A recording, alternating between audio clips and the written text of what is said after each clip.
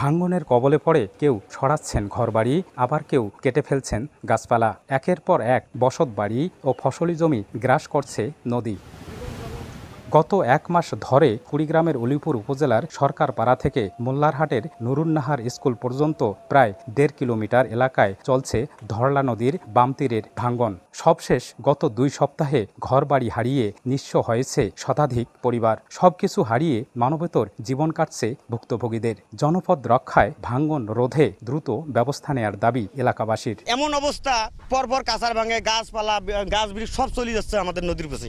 এই নদীটা যদি সেইভাবে ঠিকভাবে যদি খোঁড়াখুড়ি করতো তাহলে আমার এত কষ্ট হতো না। এই নদী আমার সয় সম্পদ সব নষ্ট করতো না। আমরা ঊর্ধ্বতন কর্মকর্তার কাছে দৃষ্টি আকর্ষণ করি যে আমাদের মতো অনেক এখানে ভুক্তভোগী রয়েছে, যদি তারা এখানে সুনজর দেয়, একটু দৃষ্টিপাত করে এই নদী ভাঙ্গন যদি রোধ করে, তাহলে আমাদের মতো এই পার্শ্ববর্তী যে লোকগুলো আছে এই লোকগুলো একটু সুখে শান্তিতে বসবাস করতে পারবে।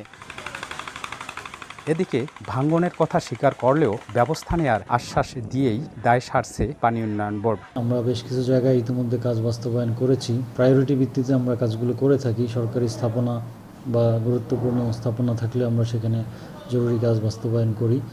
এখানে সরকার পাড়ার যে ইয়েটা আছে আমরা অনুমতি পাইনি এখনও, আমরা অবজারভেশনে রেখেছি। এর বাইরে আমরা বিআইডব্লিউটিএ থেকে একটি বরাদ্দ পাচ্ছি, সেটি এমইউ পর্যায়ে আছে। এমইউ হয়ে গেলে আমরা সেখানে দরপত্র আহ্বান করে এই কাজগুলো বাস্তবায়ন করতে পারব।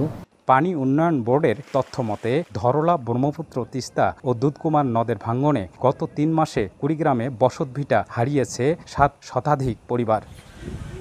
বাদশা সৈকত, সময় সংবাদ, কুড়িগ্রাম।